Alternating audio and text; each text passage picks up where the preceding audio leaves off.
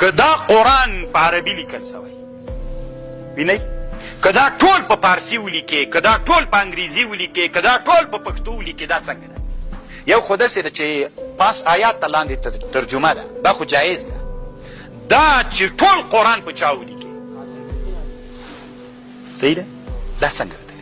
دې ټکي ته م فکر وي. اوس ما سره کوم انجیل چې د طالبانو فارسي ده، ټول فارسي ده، عبراني باندې بیخي عبري ستا ده ورسره.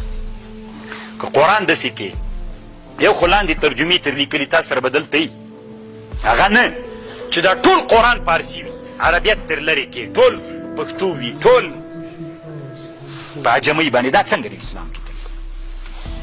په احنافو کې یو سړی تېر سوی طالبانو، ډېر ښه ملا ده، الله دې د قبر له چا نه ډک کي. امام ابو الاخلاص حسن ابن عمار الشرنبلالي الوفائي المصري الحنفي، تاسې نوم اورېدلی که نه؟ نورالایزاحي مشهور کتاب د یو کتاب جوړ کړی، النفحة القدسية في احکام قراءة القرآن وکتابته بالفارسية. دې طالبانو د څلورو مذاهبو فتوا په دې نقل کوي چې دا ناروا ده، دا جایز نه ده. دوی باندې تقریبا اجماع د امت راغلی، دا طالبانو ناروا ده، ناجایزه ده، شرعا جواز نه.